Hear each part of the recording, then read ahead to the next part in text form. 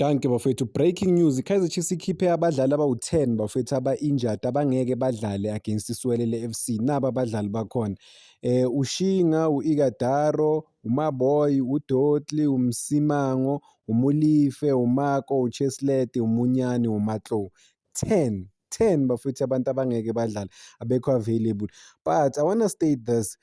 Khona beba-ready ba-100% fit. uMaboy manje batravele naye bafethu lena eCongo. Ku-interview, I mean bam-interviewile, hambani niyo-check i-interview yakhe laphana ku-Kaizer Chiefs. Ushilo ukuthi is ready to go anytime whenever he's given a chance. He was ready. Bam-interviewile mabafika laphana eCongo. Chiki uhleli laphana kuma-stand. Ngicabanga ukuthi ulimele uthinteke laphana eCongo. I'm not sure, but utravele ne-team. He was expected ukuthi adlale laphana. Usho ukuthi ejimini uthintekile. Angilazi ibhadeli nje mina bafowethu. Ukuthi i-team bayabuya bafowethu baphinde babe injured yet again. Ulokhu njana ushinga bejima manje I think last week bejima 100% fit beka-ready ukudlala. Ey'nsukwini bejima ngazi ukuthi uthinteke nini ushinga kwenzakaleni because ushinga kune-clip yakhe enginayo la yena noBatman belaphana ejimini. Bekajima ushinga all along bafowethu, all along bejima ushinga.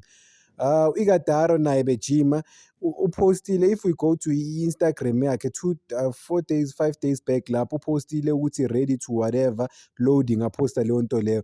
I think Igadaro siyazi ukuthi ubuya kwi-injury, usho ukuthi ivukile noma kwenzakalani ngoba uthe uzoba ready immediately after international break. Uqala ukujima neKaizer Chiefs, I think sekunamaviki bafowethu, bebangafuni ukumrasha, sekunamaviki Igadaro ejima neKaizer Chiefs. Uqale wajima yedwa, sikhumbula ukuthi walimala immediately meqeda ukujoyina limala lapha ejimini. Selimele futhi noma is it recurring, kwenzakalani iphinde iyaqalela phansi. uDotli noMsimango bona ngiya-understanda, but at the same time wait. uMsimango manje bekhona bafethu during the week ejimini kuKaizer Chiefs. Ulimale nini? Bekhona during last week before iKaizer Chiefs mayiprepare ukuya elokhunjana eCongo. Bekhona uMsimango ejimini, ujimile neKaizer Chiefs.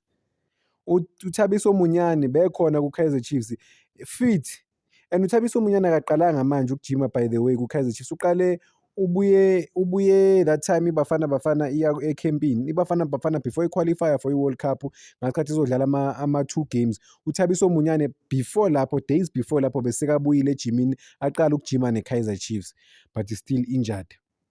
Hayi ziyakhala bafowethu. uMako uthintekile second injury yakhe, walimala vele iKaizer Chiefs immediately meqeda ukusayina zangaye eNetherlands. Wadlala wathola ne-man of the match, waphinde walimala futhi. uGeorge Matlou angimazi-ke indaba yakhe ukuthi uthinteke nini uGeorge Matlou laphana kuKaizer Chiefs, because ngambona ejimini multiple times laphana ngasikhathi kuyi-media opening. uCheslete, hayibo mina ngiyazi indaba yeKaizer Chiefs bafowethu ngempela. Hayibo uCheslete bejima naye manje bejima.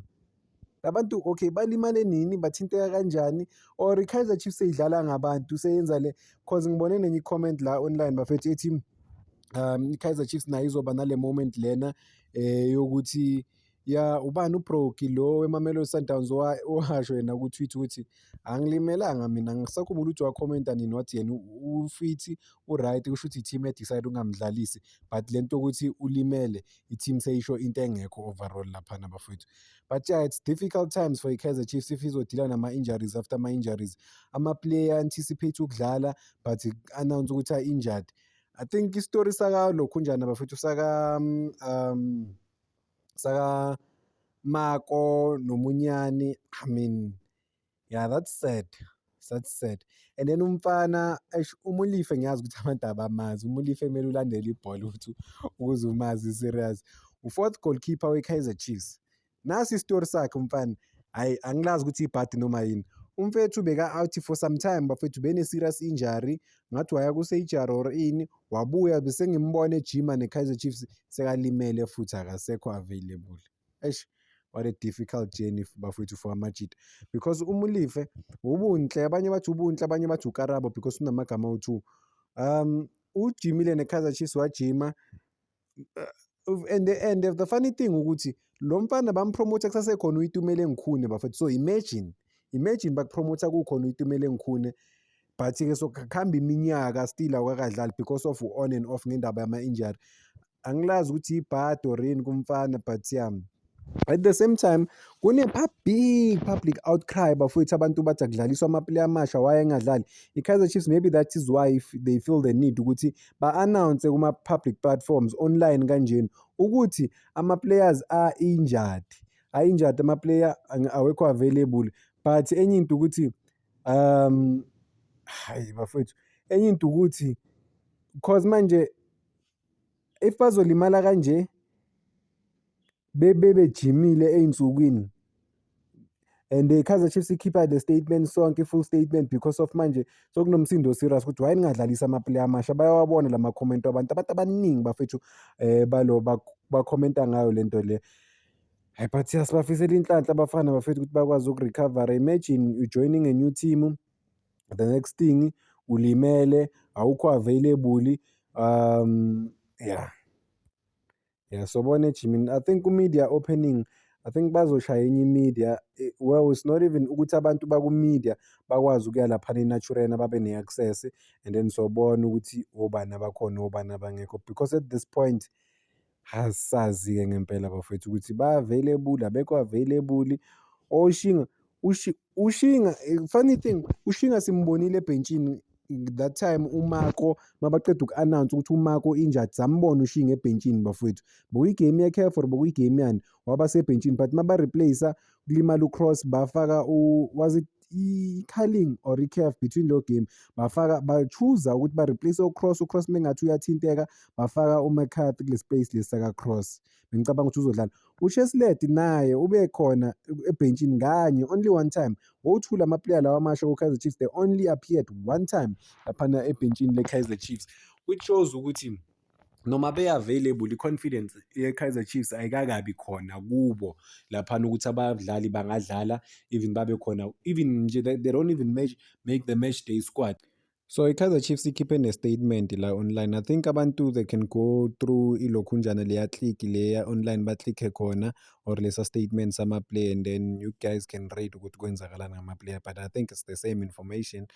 But yeah, it's sad njengoba bengishilo ukuthi ama-player siyawabona bewajima last week. I mean iGadaro bejima manje before ba-travela. Simbonile ejimini uMunyane, simbonile ejimini uMsimango, simbonile ejimini Ushinga, simbonile ejimini uCheslade besimbona ejimini. Balimaleni. I think it's very important ngoba manje ama-fans afuna i-transparency ukuthi okay siyababona abantu ejimini, especially thina abantu abasebenza ebholeni. Okay, singakhiphi imfihlo sinokubabona labantu bejimini. So what is happening? Kumele basho ukuthi uCheslade ulimale la nala, inalo usuka limale ngalo. Bangavele bathi uCheslade uvele ulimele kuphela iphelele kanjalo. Ubani uGiven Msimango simbonile ejimini ubuyile, uMunyane simbonile and then basho ukuthi I expected ama-player ukuthi ahlale out for isikhathi esingakanani. Hhayi lento le kuthiwa ulimele sigcine lapho nje iphelele kanjalo, yabo. Thank you bafethu, ngicela ningakhohlwa uku-like and subscribe. Ngizokwenza i-follow up about ama-player maybe later on, sure.